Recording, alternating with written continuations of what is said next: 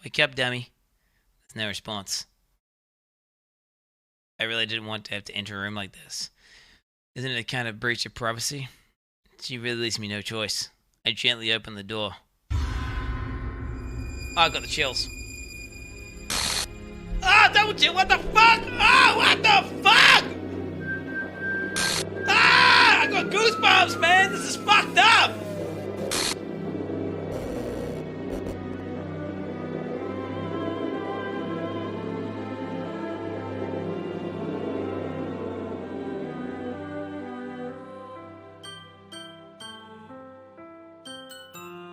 An exception has occurred.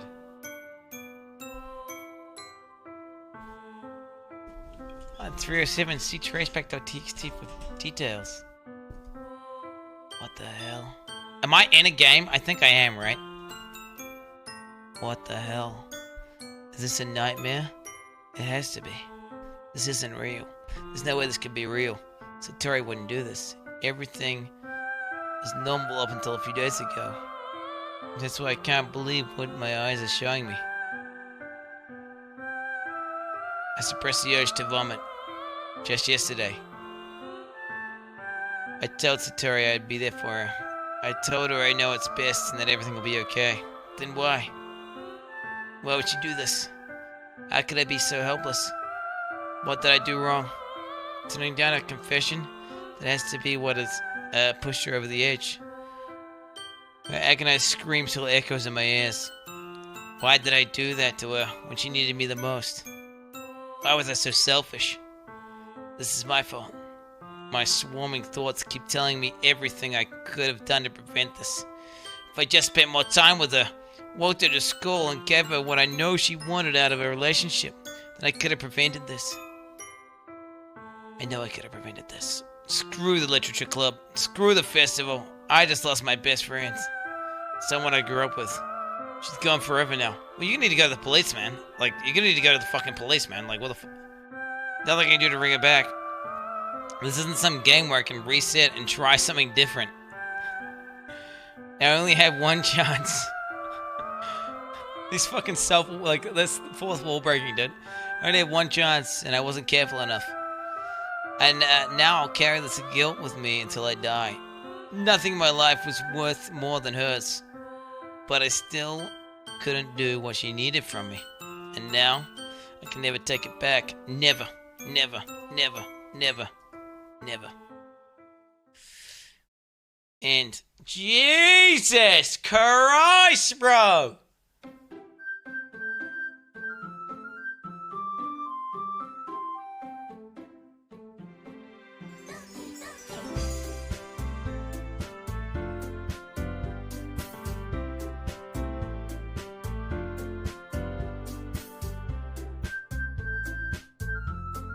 Okay, so wait, she's also emotionally unstable. I think if she would also probably, this is probably fucked, right? She probably also kills herself. Is there even a win condition?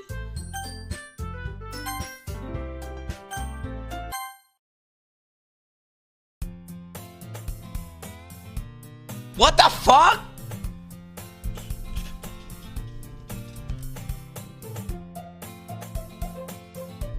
What is this? I see an annoying girl running towards me from the distance, waving her arms. Like she's totally oblivious to any attention she might draw herself. The girl is... and my neighbor. Okay, for instance, we're children. You know, just like the kind of friend you never see yourself making. But it kind of works because you've known each other so long. She could be a...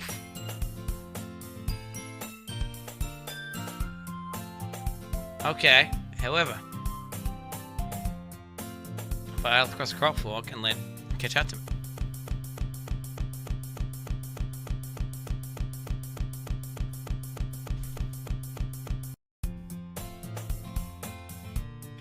Let me fix it!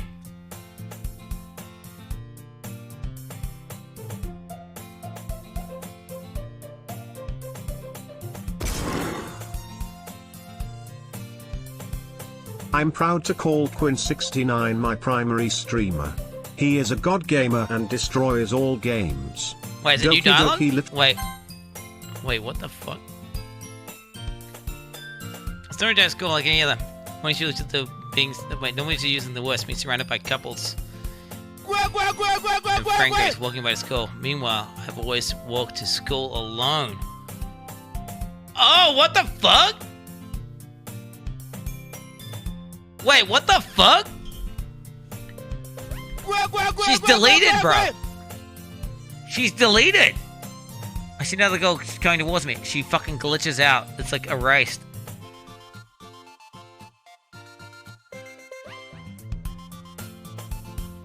You know the kind of friend you never see yourself making? Okay, there we go.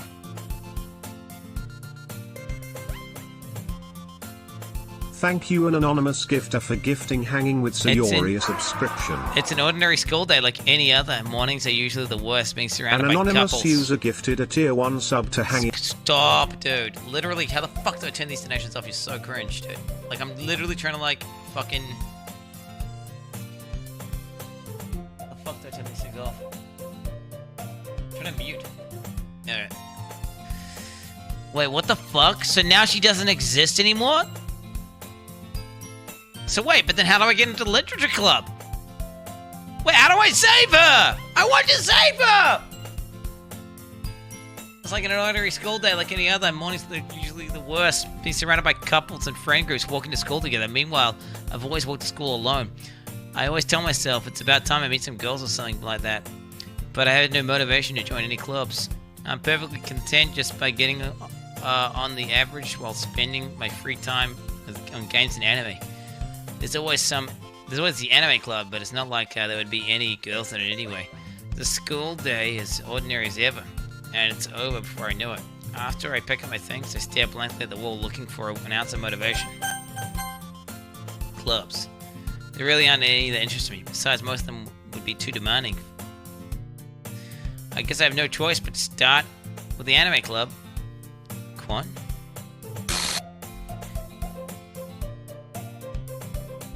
Monica? How do I remember her, dude? Oh my goodness, I totally didn't expect to see you here. It's been a while, right? Yeah, it has. Monica smiled sweetly. You know, we do know each other. Well, we really talked, but we're the same class last year. Monica was probably the most popular girl in class. Smart, beautiful, athletic. She's a fucking demon. Basically completely out of my league.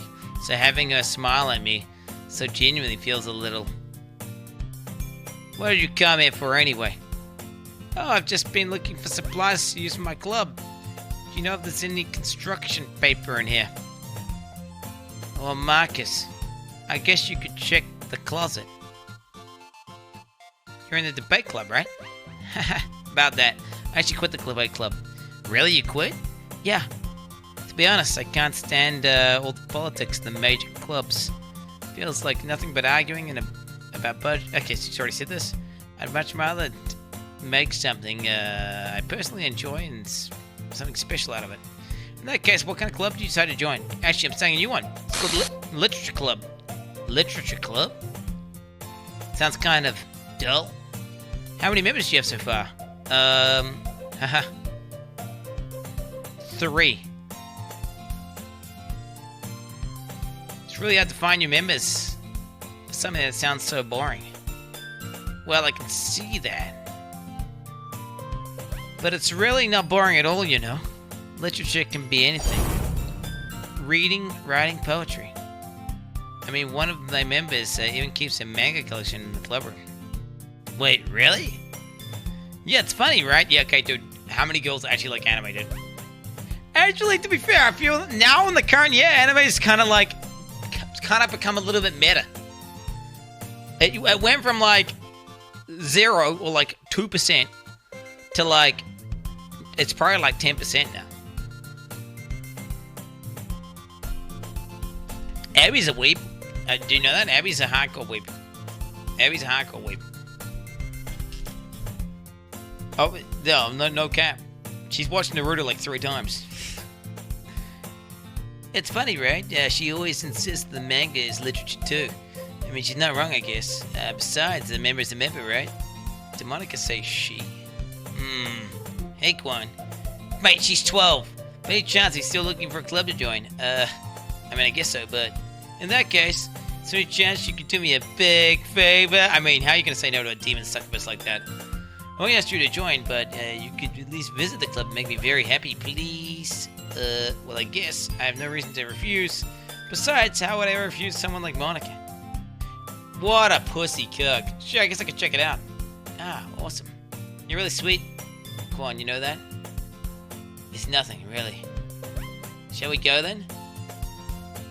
I'll look from the materials another time. You're more important. Okay, what the fuck is going on this? And thus today marks the day that I sold my soul to Monica after her irresistible smile. I timidly followed Monica across the school and upstairs to a section of the school that I rarely visit, being generally used for third classes and activities. Monica, full of energy, swings open the classroom door. I'm back, and I brought a guest with me.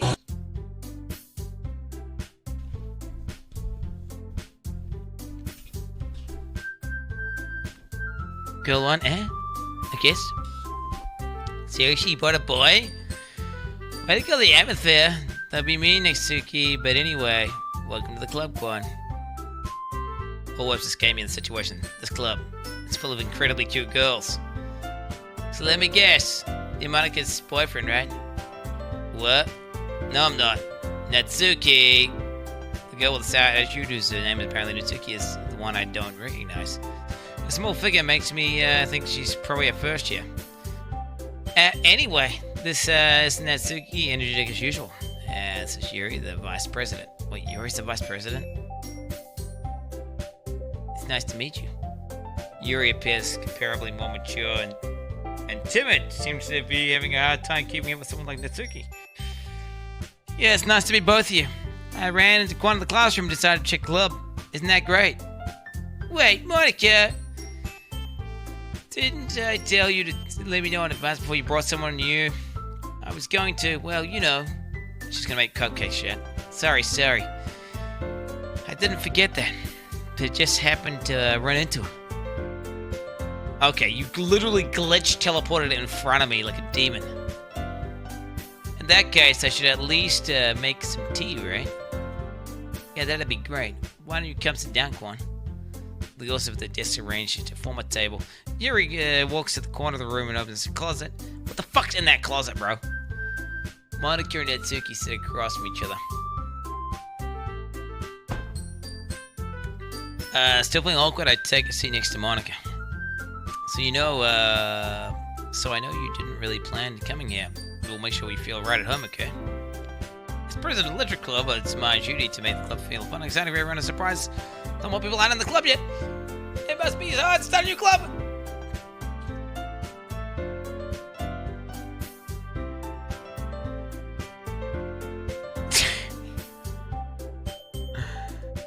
What the fuck's happening?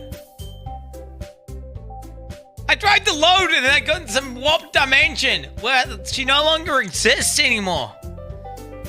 And now I'm fucking playing the game again. And every time there's something that she would be involved in, there's a weird demon glitch. Poggies. Who? Oh my god. Not many people are very interested in putting in all this effort and just adding something brand new. I mean, this is a meta game. They made the game like a part of the story. Nice game. If you're done, PLS, watch all ends. I'm not done. What do you mean? What do you mean? No, I'm not done. Especially when it's something that doesn't grab your attention, like literature.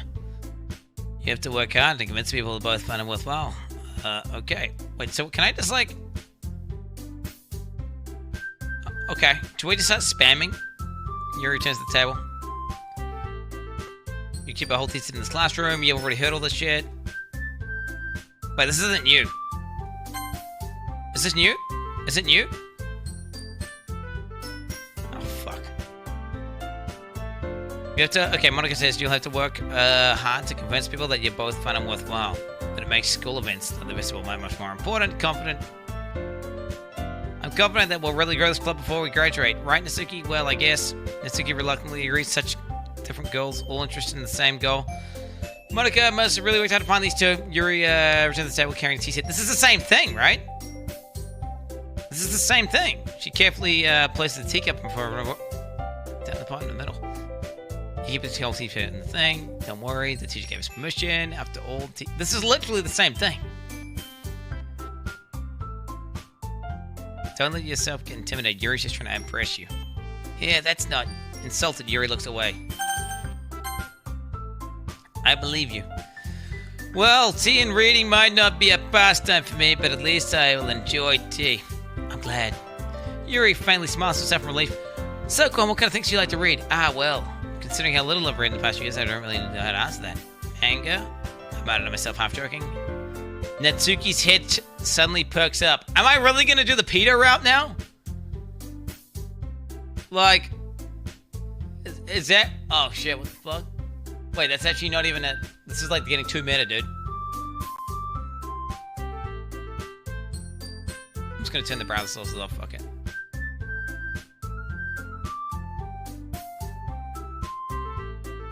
Natsuki's head perks up. Okay, it looks like she wants to say something, but she keeps quiet.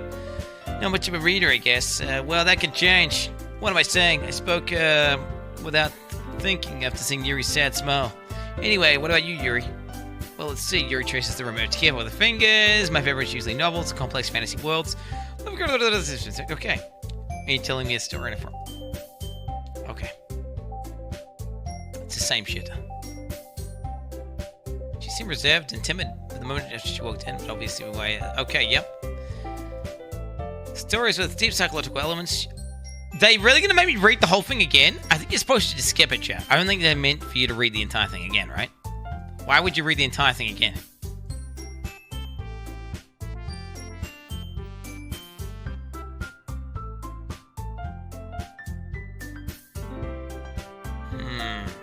Surreal horror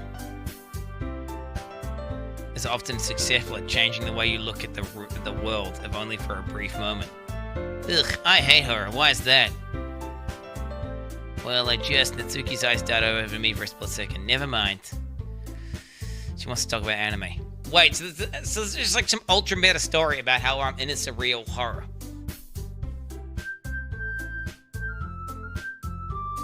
That's right, you usually like to write about cute things, don't you, Natsuki? What? What gives you that idea? You looked at scrap of paper down in the last club meeting. Is this a part of the game? This loading sign?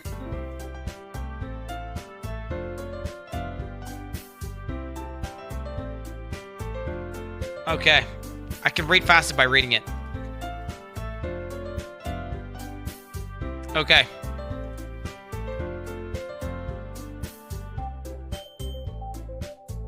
This is literally the same game. We'll write a poem. Natsuki and look quizzically. How about we write a poem of our own? Then we'll meet up and we'll do the poems. That way we're even. Okay, yeah, poggies. It's not new! It's not new! It's not new! I read all this!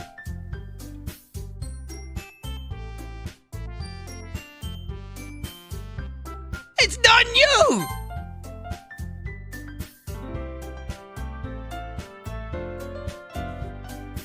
Literally, look. Natsuki, you write your own poems? Yeah, I guess. We sure sometimes you just say, eyes. You wouldn't like them. Not a very confident writer. This is all the same shit. Do you have experience writing as well too, Yuri? Maybe you share some of your work. Give an example. Yuri does an ellipsis. Okay, how many ellipses have you done?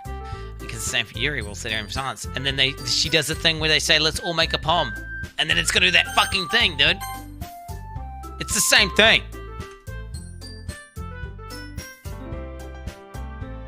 I did decide to take on the responsibility of vice president after all. I need to do my best to nurture the club as well as its members. Besides, now that we have a new member, it seems like I never said we were going to be a member. Thank you very much. It seems to be a good step for us to take. Do you agree as well, Quan? Hold on. There's one problem. What's that?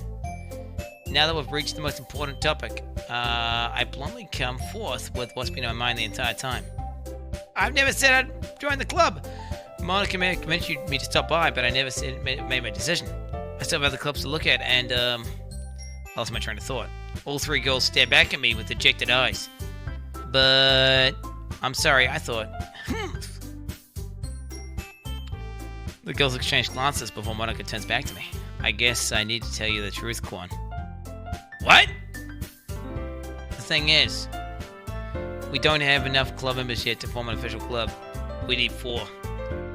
And I've been trying really, really hard to find new members. And if we don't find one more before the festival, I'm defenseless against these girls. How am I supposed to make a clear-headed decision when it's like this? I'd feel terrible for letting everyone down in the situation. And besides, the club itself seems pretty relaxed. This is new. Okay, this is new. So running palms is the price to pay in order to spend every day with these beautiful girls. Right. Okay, I've decided then. I'll join the literature club. One by one, the girls light up. Oh my goodness, really? Do you really mean that, Quan? Yeah. It could be fun, right? You really didn't scare me for a moment. I mean, if you really just left after all this, I'd be super pissed. You didn't even do anything! You didn't even make me cupcakes! Quan, I'm happy. Can we become official club? We're official club now. Thank you for this. You're really amazing. Oh, shit. I'll do everything I can to make it have a great time, okay? Thanks, I guess. Okay, everyone. I think with that, we can officially end today's meeting on a good note. Everyone, remember tonight's assignment. Write a poem and bring it to the next meeting so we can all share. Monica looks over me once more. Quan, I look forward to seeing how you express yourself. Yeah. Can I really express myself? Can I really impress the class star Monica with my mediocre writing skills? I already feel anxiety welling up inside of me. Meanwhile, the girls continue to chit-chat as Yuri cleans up the tea set. I guess I'll be on my way then. Okay. See you tomorrow then. I can't wait. Do the voices. With that, I depart the club room and make my way home. On the way home, my mind wanders back and forth between these 3 girls. Natsuki, Yuri, and of course Monica. Will I really be happy spending every day after school in the literature club? Perhaps I'll have a chance to grow closer to one of these girls. Alright, I've just completely forgot about the other... I'll just need to make the most of my circumstances, and I'm sure God fortune will find me. And I guess that's where it starts with writing a poem tonight. Okay, so we're gonna make a poem. You've unlocked a special poem. Would you like to read it? If I convince myself to go to therapy... If I can't convince myself to go to therapy when I'm the happiest I've ever been. Why did I get to read the poem? I didn't get to read the poem! I tried to drag it to the right because I didn't see all the letters. Wait, what did it say? What did the bottom one say? I clicked!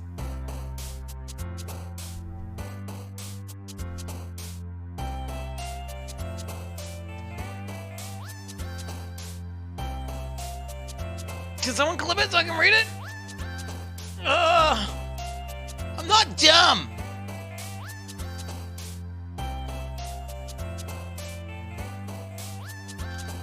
The secret poem.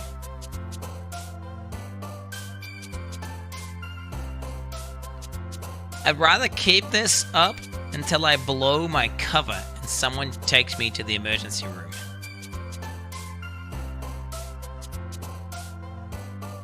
Jesus Christ, is that a secret poem from fucking... Is that a secret poem from, the fuck's she called? Wait, notice that Monica's not here? Notice that Monica's not here? I've already forgot it. Satori, dude. Satori. You guys know Satori. Satori's gone. Wait, where's Monica? How come Monica's not on here? Who's he talking about? Why are you guys role-playing as a part of this game, you sick fucks? Okay. Do we double impress? Do we speed run? Okay, let's just speed run. Tragedy! Infinite! Entropy! Graveyard! Nothing. Flee! Disarray! Frightening! Explode, massacre, unstable, melancholy, defeat, grief. Ambient, crimson, shiny.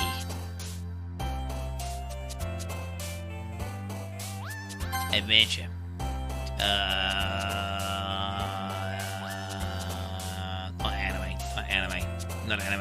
Not anime. Excitement. Okay, eternity. Unending. Alright, there we go. No, we're not doing the, I don't want to speed run. Okay. Hi, Grandquan. Let's see, you didn't run away again. Nah, don't worry. This might be a little bit strange for me, but at least I keep my word. Well, I'm back at the Literature Club. I was the last one to come in, so everyone was already hanging out. What the fuck? Thanks for keeping your promise, Quan. Hope this isn't too overwhelming of a commitment for you. Making you dive headfirst into literature when you're not accustomed to it. What the fuck? Oh, come on, like you deserved any slack. You already had to be dragged here by Monica. I don't know if you plan to just come here and hang out or what. But if you don't take us seriously, then you won't see the end of it. I can't read. Natsuki finds a file stuck between saying Monica and manga. Manga is literature. Swiftly defeated. Okay, I'm sorry, Quan. We'll make sure we put your comfort first, okay? Yuri shoots Natsuki with a disappointed glance. Anyway, now that you're in the club and all, perhaps you might have some interest in picking a book to read. Well, I can't really say no either way. Like you said, I'm in the club now, so it only feels right for me to do something that, like that if you ask. Wait? I didn't mean it like that. You don't really need... if you don't want to, then forget I said anything, I guess. No, it's not that, Yuri. I don't want to try to be a part of this club. Wait, I want to try to be a part of this club. So even if I don't read often, I'd be happy to pick up a book if you wanted me to. Are you sure? I just felt like, well, as a vice president and all, that I should help you get started on something you might like. Yuri reaches into her bag and pulls out a book. What is happening right now, bro? What is happening? The music's glitching out? The room's like fucking sideways or some shit? Is the shit distorting? Holy fuck. In fact, after 5 hours and are you still in the same fucking room? I'm not in the same room! WTFF. Oh my god. I didn't want you to feel left out, so I picked out a book that I thought you might enjoy. It's a short read, so I should keep your attention if you don't usually read. And, you know, we could discuss it if you wanted. This is how is this girl being so accidentally so cute? She even picked out a book she thinks I'll like, despite me not reading much. Yuri, thank you. I'll read this. Enthusiastically, I take the book. Phew.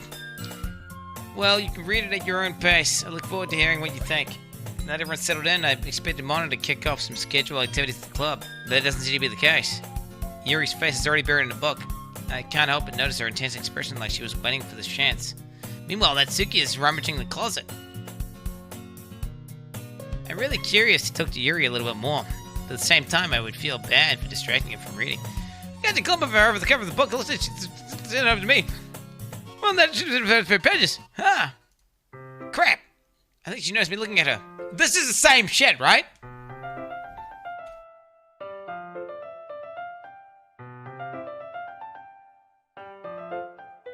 Okay. I'm just reading the book. I stopped at the bookstore yesterday. Just happened to buy 2 of them.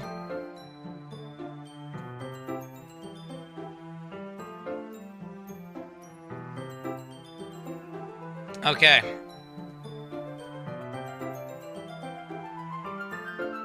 Okay, she looks at the back of the book now. I'm reading it. I'm speed reading it. To make sure there's nothing here.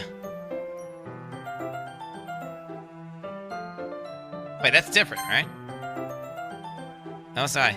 Basically, it's about this religious camp that was turned into a human experiment prison. Oh no, that's the same.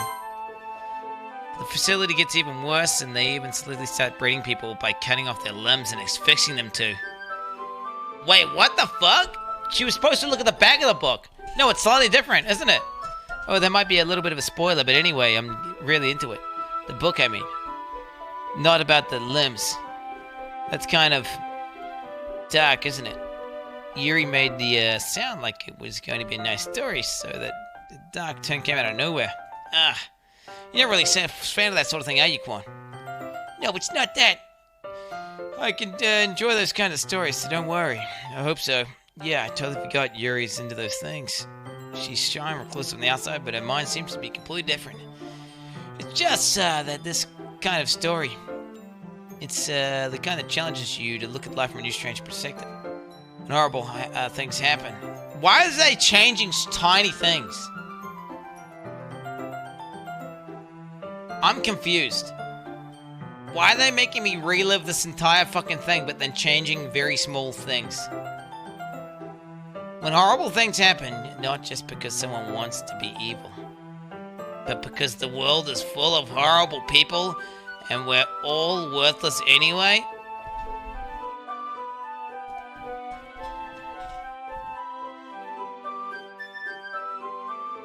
I'm rambling, aren't I? Not again. I'm sorry. Hey, don't apologize. I haven't lost interest or anything. Well, I guess it's alright then. But I feel like I should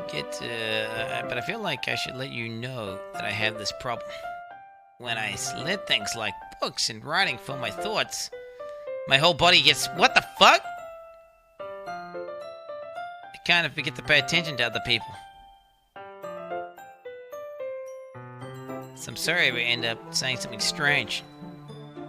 Please stop me if I'm talking a little bit too much.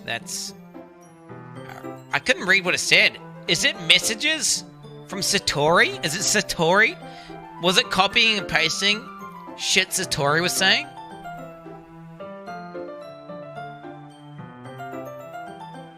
It's a literature club after all.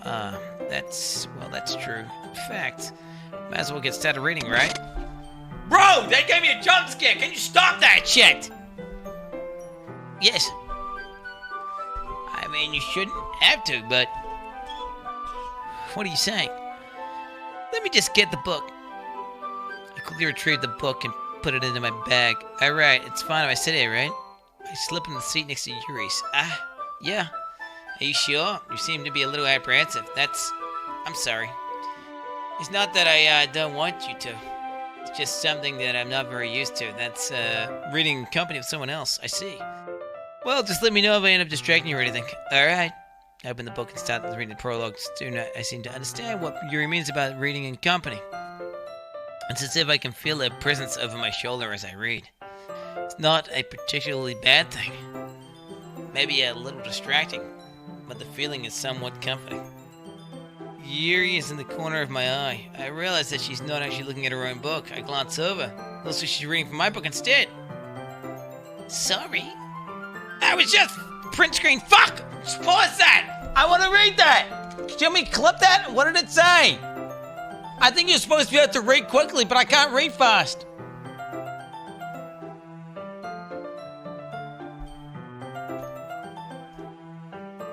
Didn't really mean to, sorry. I mean...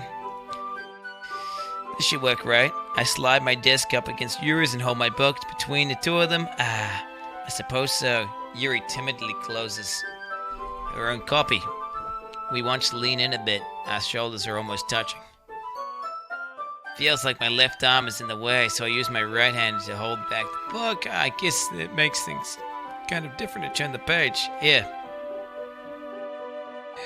Yuri takes her left arm and holds the left side of the book between her thumb and her forefinger. I do the same with my right arm on the right side of the book. That way, if I turn a page, Yuri slides it under her thumb. Yep. Start feeding her chocolates already.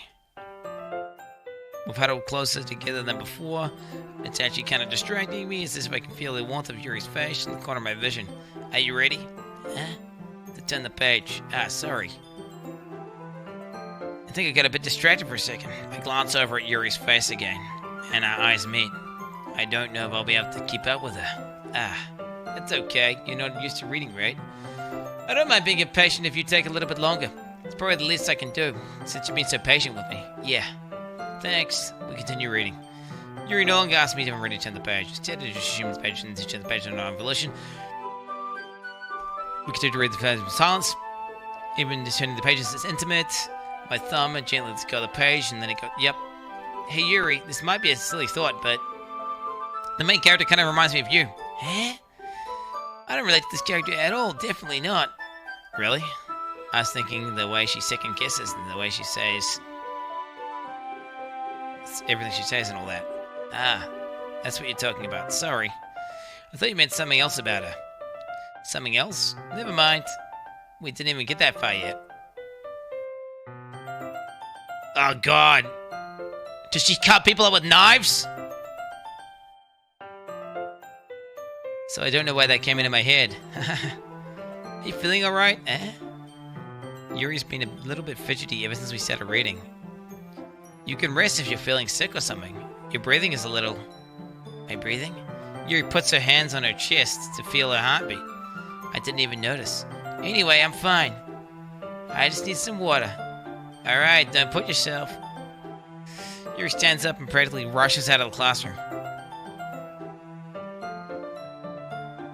What on earth was that about? Quan? Did something happen just now? I have no idea. Yuri was acting a little strange, I guess. So you don't know anything. Sorry, I can't say I do. Are you worried about her? No. Oh no, not really. I was just making sure you didn't do anything to her. No, nothing. Don't worry, I believe you, silly. Yuri does this sometimes, so it's nothing alarming. I feel like she's evil, and this is all her doing. I don't know what the fuck this is like some sick fucking game she's playing. How the fuck are you doing that? Anyway, why don't we start with sharing our poems with each other, huh? Shouldn't we wait for Yuri? Well, she might be a while, so I figure we get started without her. Is that okay? Yeah, I was just asking. I stand up, I make a mental note of where I left the book, and I slip it back into my bag. Okay, Monica. I should start with Monica. Yesterday she seemed eager to read my poem, and I wanted to know I'm putting in effort. Hi, Gwen! Having a good time so far? Yeah. Good, glad to hear it. By the way, since you new and everything, if you have any suggestions for the club or new activities or something we can do better, I'm always listening. Don't be afraid to bring them up, okay? Alright, I'll keep that in mind. Of course, I'll be afraid to bring things up. Much better off just going with the flow until I'm more settled. Anyway, I want to share a poem with me. It's kind of embarrassing, but I guess I have to. Don't worry, Quan. We're all a little bit embarrassed today, you know? But that's the sort of barrier that we all learn to get past soon. Yeah, that's true. Hey, Monica, my poem. Great job, Quan. I was going, oh, in my head when reading it. It's really metaphorical. What is this shit? Quinth. I have no idea what's happening, I'm gonna be honest. I'm not sure why, but I didn't expect you to go for something so deep. I guess I underestimated you. It's easiest for me to keep everyone's expectations low. That way it always counts when I put in some effort. Haha, that's not very fair. Well, I guess it worked anyway. You know that Yuri likes this kind of writing, right? Writing that's full of imagery and symbolism. Sometimes I feel like Yuri's mind is detached from reality. I don't mean like that's a bad thing, though. But sometimes I get the impression she's totally given up on people. She spends so much time in her own head, probably a much more interesting place for her. But that's why she gets so happy when you treat her with a lot of kindness. I don't think she's used to being indulged like that. So she must be really starved for social interaction, so I don't blame her for coming on a little strongly. Like earlier. I think if she gets too stimulated, she ends up withdrawing and looking for an alone time. Suddenly a door opens. Yuri! I'm back. Did I miss anything? No, really. We started sharing our poems with each other. Yeah? Already? I'm sorry for being late. No need to apologize. We still have plenty of time, and I'm glad that you Took all the time you needed. Alright. Thanks, Monica. I suppose I should give my poem now. Anyway, we want to read my poem now? Don't worry, I'm not very good. You sound pretty confident with someone who's... Okay. Okay. Is this a new poem? Hole in the wall! But he wasn't looking at me. Confused, I frantically glanced at my surroundings, but my burned eyes could no longer see Killen. Are there any others in this room? Are they? Or are they simply poems on a flat sheet of paper? The sound of frantic scrawling playing ticks in my ears. The room begins to crinkle, closing in on me. The air I breathe dissipates before it reaches my lungs. I panic. There must be a way out. It's right here. It's right here. Swallowing my fears, I brandish my pen. What the fuck? What the fuck? So what do you think? Yeah, that's great. That's great, Monica. Really good. Totally not concerning at all. It's query freeform, if that's what you call it. I'm sorry, it's not really the right person to be asking for feedback. It's okay. Yeah, that kind of style has gotten pretty popular nowadays. Yep, when a poem outline, it can be very powerful. What's the inspiration behind this one? Well, I'm not sure how to put it. I guess you could say that I had some kind of epiphany recently. Been influencing my poems a bit. An epiphany? Yeah, something like that.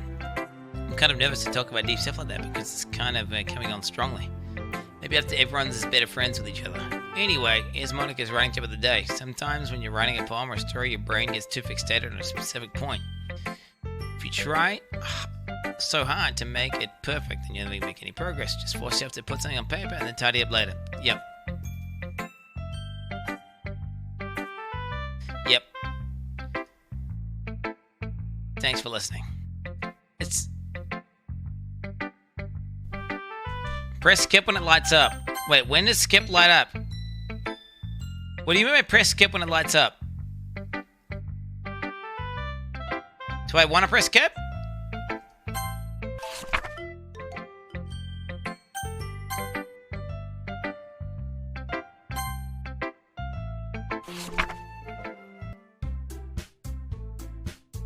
Phew, I guess that's everyone. Glance around the room. That was a little more stressful than I anticipated. But I was supposed to do that, right?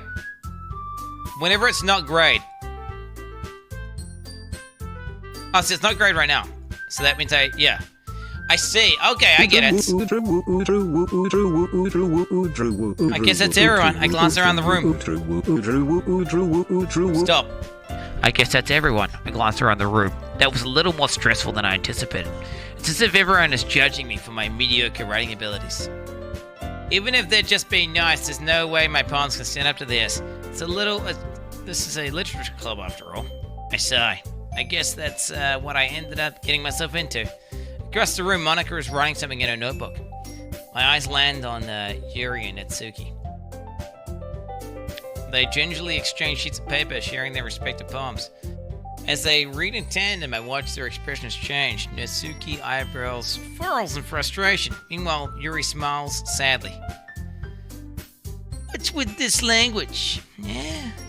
Did you say something? Oh, it's nothing. Natsuki dismissively returns the poem to the desk with one hand. I guess you could say it's fancy. Thanks. Yours is cute. Cute? Did you completely miss the symbolism or something? This feels the same. It's clearly about the feeling of giving up. How can that be cute? I know that. I just meant the language, I guess. I was trying to say something nice. You mean you have to try hard to come up with something nice to say? Thanks. But it really didn't come out like nice at all. Well, I do have a couple suggestions. If I was looking for suggestions, I would have asked someone who actually liked it. Which people did, by the way. Monica liked it, and Quan did too. So based on that, I'll gladly give you suggestions of my own. First of all, excuse me, I appreciate the offer, but I've spent a long time establishing my writing style. I don't expect to change it anytime soon unless, of course, I come across something particularly inspiring, which I haven't yet. Mm. And Quan liked my poem too, you know. He even told me he was impressed by it. Natsuki suddenly stands up. Oh? I didn't realize you were so invested in trying to impress our new member, Yuri. Eh? That's not what I... You're just... Yuri stands up as well.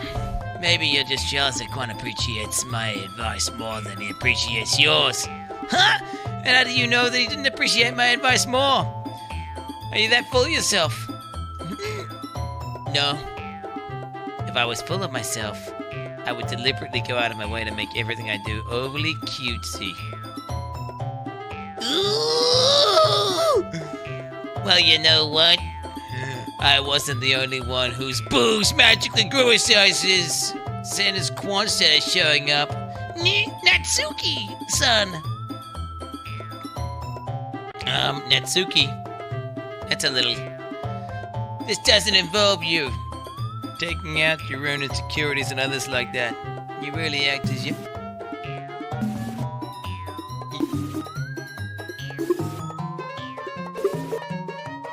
You really act as young as you look, Natsuki! Me? Look who's talking! You wanna be edgy, bitch? Edgy! Sorry that my lifestyle is too much for someone middle-aged to comprehend. See? Just saying that proves my point. Most people learn to get over themselves after they graduate middle school, you know. If you want to prove anything, then stop harassing others with your sickening attitude.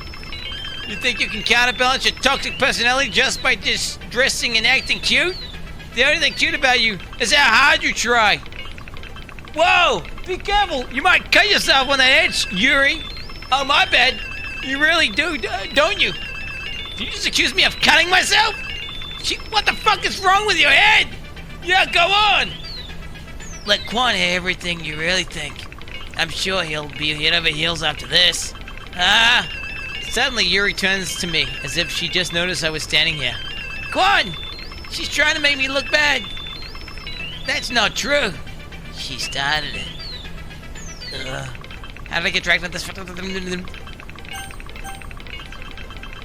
Yuri was cutting herself. Remember, she would quickly drag this. She was cutting herself, bro. She was cutting herself. I mean, Yuri, Natsuki's not of age. Yuri! Yuri!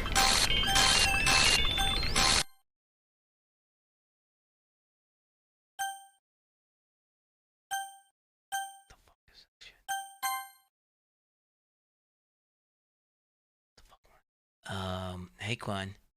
Why don't we step outside for a little bit? Okay. Sorry about that. They really shouldn't have tried to get you involved. It's probably better for us to stay out of this. We'll go back inside once they're done yelling. Some president I am, right?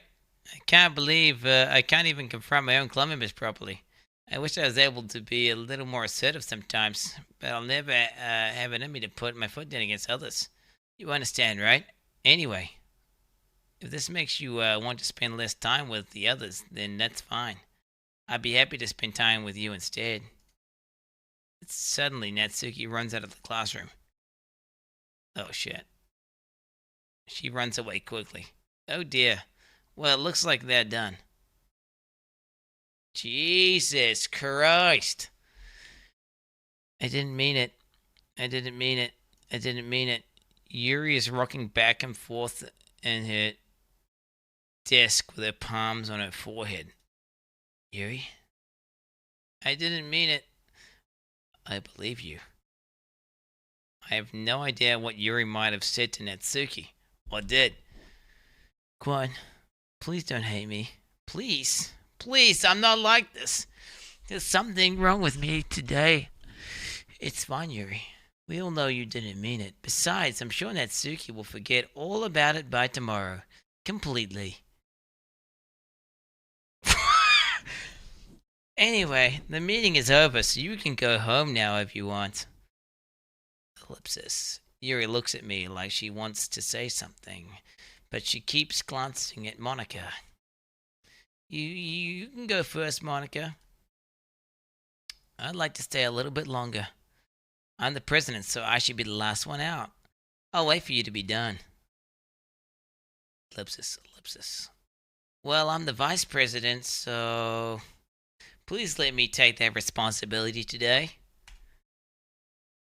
It kind of sounds like you don't want me around for something, Yuri. It's not that. It's not that. I didn't get much of a chance to discuss my book with Quan. It would just be embarrassing with you listening. Sigh. I guess I don't really have a choice, do I? I'm sorry for causing trouble, but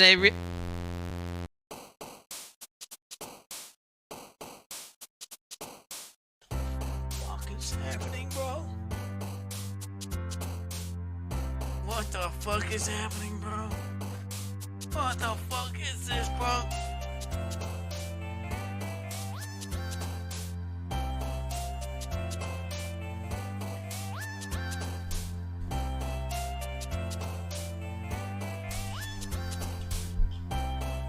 Okay.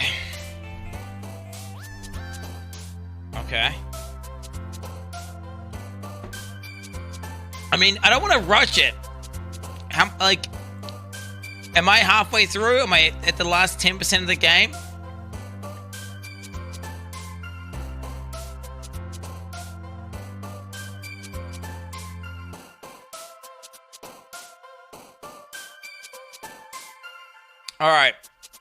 Alright, we're gonna continue tomorrow.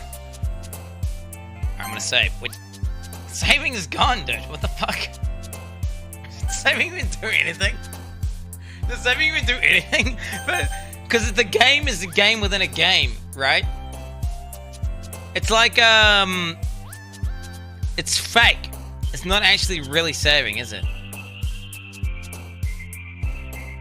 Like the save mechanic isn't real. Yeah, I must admit, it makes it more immersive and freaks me the fuck out.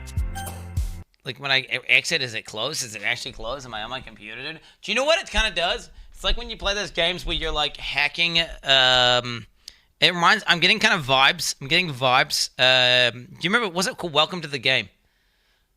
Wait, is it called Welcome to the Game? Wait, what's that game called? You know the one where you're on the computer, in a computer, and then because you go to the computer, it makes you get fully immersed because you're like scrolling through trying to hack shit. It's like that. Welcome to the Game. Yeah, it reminds me. I'm getting Welcome to the Game vibes. Check file. Okay. Check the files. What does that mean by check the files?